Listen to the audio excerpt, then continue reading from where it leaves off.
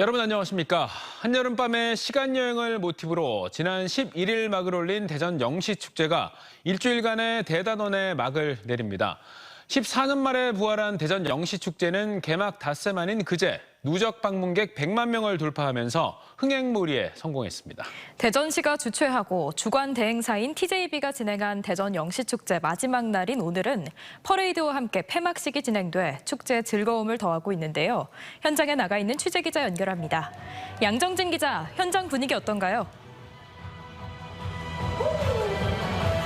네, 저는 지금 대전 영시축제 폐막 현장에 나와 있는데요. 평일인데도 불구하고 많은 시민들이 축제 마지막 날을 즐기기 위해 발걸음을 해주셨습니다.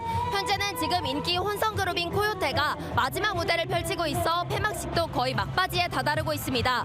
조금 전인 저녁 6시부터 7시까지는 7일간의 축제 대장정을 마무리하는 폐막 퍼레이드가 열렸습니다. 과거존인 대전역 특설무대에서 출발해 제가 서 있는 현재존 중앙로 특설무대까지 약 500m 구간에서 행진이 이뤄졌습니다. 총 7막으로 구성된 폐막 퍼레이드는 충청 브라스의 오케스트라 연주와 이머시브 공연으로 막을 올렸는데요. 이장우 대전시장이 희망 기적 소리로 퍼레이드 출발을 알리는 퍼포먼스도 진행됐습니다. 퍼레이드 팀이 7막의 퍼포먼스를 마친 뒤 중앙로 특설무대에서는 복과 희망을 기원하는 퍼포먼스와 불쇼가 진행되면서 본격적인 폐막식이 시작됐습니다. 대전시는 이번 영시축제를 성공적으로 이끄는 데 도움을 준 교통과 치안, 안전 분야 관계자와 바가지요금 근절에 동참한 상인회 등 총 20명에게 표창장을 전달하며 감사를 표했습니다. 특히 폐막식 공연으로는 가수 코요테가 대전 브루스를 현대 버전으로 리메이크해 부르는 첫 무대를 시작으로 시민들이 함께 부를 수 있는 히트곡 릴레이를 펼쳐 큰 호응을 이끌어내고 있습니다.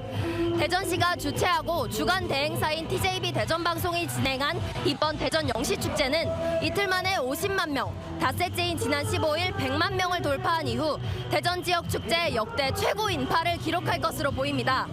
특히 통신사 데이터 등을 종합한 결과 이 중 40%는 외지인들로 나타났습니다. 대형 축제에 목말랐던 대전 시민은 물론 전국 관람객까지 불러 모으며 큰 흥행몰이를 했다는 평가가 나옵니다. 원도심을 뜨겁게 달구며 시민들에게 잊지 못할 한여름밤의 추억을 선물한 대전 영시축제가 대단원의 막을 내리고 있습니다. 지금까지 대전 영시축제 폐막 현장에서 TJB 양정진입니다. 국내 e스포츠 최대 행사로 꼽히는 리그 오브 레전드 챔피언스 코리아 서머 결승전 행사가 비수도권에서는 처음으로 내일부터 일요일까지 대전 컨벤션 센터에서 개최됩니다.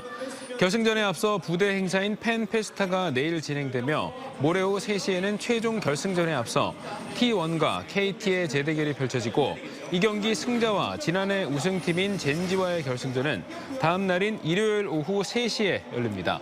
대전시는 결승전을 보기 위해 2만여 명의 관람객이 대전을 방문하고 전 세계 500만 명 이상이 온라인 방송 플랫폼을 통해 경기를 시청할 것으로 예상하고 있습니다.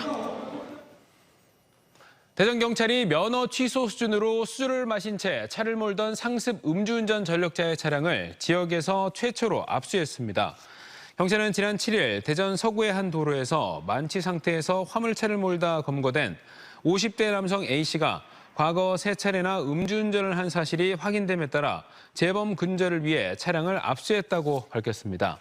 앞서 검찰과 경찰은 코로나19 방역 완화 이후 음주운전이 다시 급증하고 있다며 지난달 1일부터 차량 몰수와 구속 수사 등 엄정 대응을 예고한 바 있습니다. 국립치의학연구원 천안 유치는 윤석열 대통령의 지역 공약이었습니다. 하지만 정부가 아직 입지와 관련한 정확한 입장을 내놓지 않으면서 타 시도까지 본격적인 유치전에 뛰어들고 있는데요. 전국 공모 사업으로 전환돼 자칫하면 다른 지역에 뺏기지 않을지 우려가 나오고 있습니다. 장석영 기자입니다. 지난해 4월 대통령직 인수위원회 산하 지역균형 발전 특별위원회는 천안의 국립치의학연구원 설립을 명시했습니다. 앞서 충남도와 천안시는 권역 내 전국 치과의사의 47.7%, 기업의 53.7%가 몰려있는 천안에 윤석열 대통령의 대선 후보 시절 치의학연구원 설립을 건의했습니다.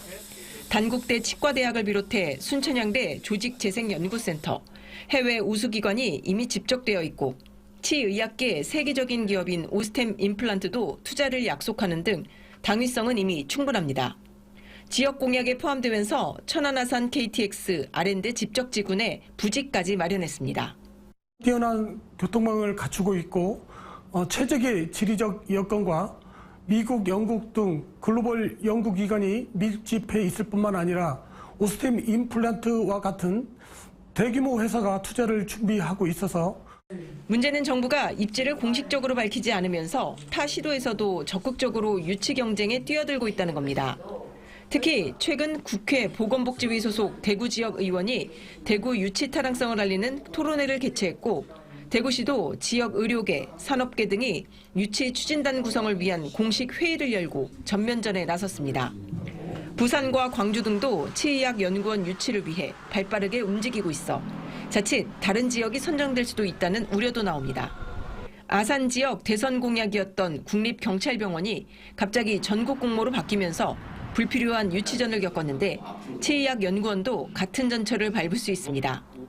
윤석열 대통령님께서 공약상으로 넣은 건데 타 지역에서 자꾸 공모전으로 몰아간다는 것은 안 되는 일이고 예정대로 지금 대통령 공약대로 이행해야 된다는. 치의학연구원 설립에 관한 법안은 조만간 국회 상임위에서 통과될 가능성이 점쳐지면서 전국 지자체의 유치 경쟁은 더욱 치열해질 전망입니다. 충남 지역의 대통령 공약이었던 치의학연구원이 공모가 아닌 선정으로 천안 지역이 결정되기 위해 자치단체와 지역 정치권이 힘을 모아야 할 때입니다. TJB 장석영입니다. 70세 이상 무임 교통카드 발급 첫날 빚어진 혼란과 관련해 대전시가 현장 접수 인력을 3배 늘리는 한편 하나은행 지점에서도 카드 신청을 받기로 했습니다. 카드 신청 대상자는 신분증과 본인 명의 통장을 갖고 하나은행 지점을 방문하면 신청이 가능하고 카드는 신청 10여일 후 집으로 배송됩니다. 한편 어제 동구청에서 진행된 현장 접수에는 2,300여 명이 한꺼번에 몰리면서 대기 시간이 길어지는 등 어르신들이 큰 불편을 겪었습니다.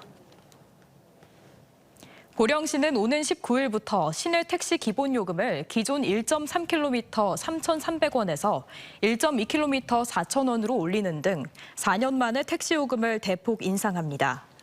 이번 인상으로 중형 택시는 기본 요금 1.2km에 4,000원, 거리 요금은 83m당 100원, 시간 요금은 25초당 100원이 적용되며 대형 고급 택시는 기본 요금 3km에 6,000원, 거리 요금 99m당 200원, 시간 요금 25초당 200원이 됐습니다.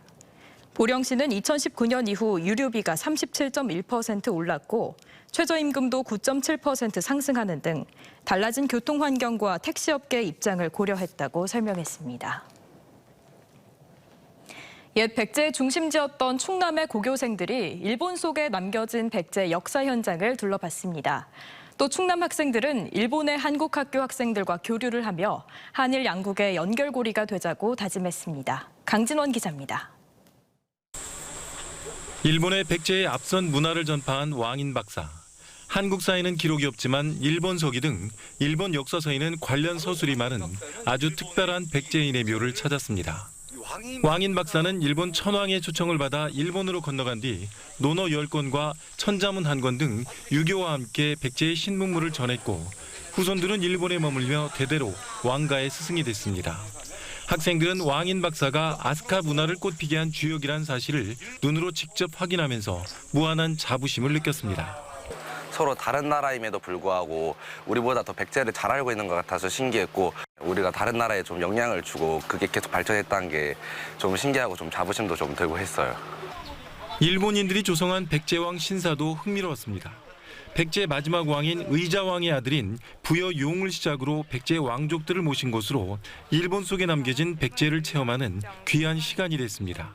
충남인으로서 인문학기행으로 돌아다니면서 백제의 많은 내용들을 알게 되었고 또 교과서에 없는 일본가의 내용들과 또 백제에 관한 내용들을 알게 되어서 유익했습니다. 너무 예뻐요.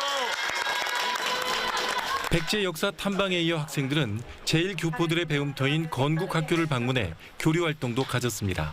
세계인을 하나로 모은 K-팝을 함께 즐기며 이내 친해졌고 어른이 되면 한국과 일본이 건강한 동반자가 되는데 각자 역할을 다할 것도 다짐했습니다. 연극학교에 와서 한국의 역사에 대거나 그 과거에 대해서 너무 인상 깊게 받아서 저는 장래 희망은 한국이나 세계의 가교가 될 수 있는 사람이 되고 싶습니다. 학생들은 또 조선통신사의 상륙 현장과 저항시인 윤동주 시비 등을 찾아 한국과 일본의 오랜 역사를 돌아봤습니다. 교과서 밖 세상을 통해 학생들은 일본과 한국이 그리 멀지 않은 곳에 있고 정신적으로 아주 밀접하게 연결돼 있다는 걸 새삼 알게 됐습니다. 일본 오사카에서 TJB 강진원입니다.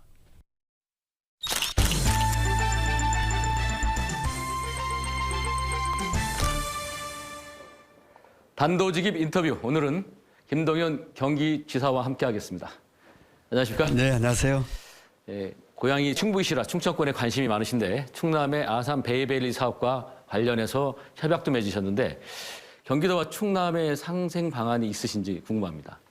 네, 저는 고향이 충청북도고 그러다 보니까 우리 충청에 대해서 당연히 관심이 많을 수밖에 없고 작년 7월에 지사 취임한 이후에 맨 먼저 다른 시도와 맺은 상생협약 그 파트너십 첫 번째가 충청남도였습니다. 그래서 철도를 포함한 인프라 확충이라든지 경기 남부권과 이 충남권, 충청권을 포함한 이 산업벨트 조성이라든지 큰 것에서부터 작은 것에 이르기까지 우리 충청권과 협력하는 방안을 최대한 많이 강구하고 있다. 또 그밖에 지금 일고 있는 벤처와 이 스타트업 붐들 이런 것들을 저희 경기도와 함께 이렇게 연계를 시키게 되면은 대단히 큰 시너지 효과를 낼 수 있을 것입니다. 최근에 양평 서울 간 고속도로 가지고 논란이 굉장히 많습니다. 근데 원희룡 장관이나 국토교통부를 향해서 계속 강한 비판적 입장을 내시고 있는데 그 배경이 또 궁금하네요. 이 문제에 있어서 세 가지 질문에 우리는 답을 해야 합니다. 왜 이렇게 변경됐느냐? 누가 바꿨느냐? 어떻게 해서 바꿔졌느냐? 이 세 가지에 대한 답을 해야 되거든요. 그 같은 논쟁이 벌어지니까 원장관 또 국토부에서 이 백지화하겠다는 얘기를 했습니다. 앞뒤가 안 맞는 얘기들도 많이 하고 있습니다. 그런데 원희룡 장관 입장은 자꾸 민주당이나 또 민주당 인사들이 정쟁화시켜서 가는 과정에 발목을 잡아서 지금 시끄러워진 것이지 가만히 있으면 잘 갈 텐데 좀 오히려 문제를 일으킨 거 아니냐는 입장이잖아요. 그건 틀렸습니다. 이런 어떤 사안에 대해서 또 중요한 국책 사업에 대해서 의혹이 있다면 그것을 제기하는 것은 정치권과 언론의 당연한 책무입니다. 이 얼마 전에 오송 참사를 비롯해서 충청권이 수해로 가장 큰 피해를 입었는데요. 문제는 앞으로 수습도 잘해야 되고 대책도 잘 세워야 되는데 이걸 어떻게 풀어나가야 될까요?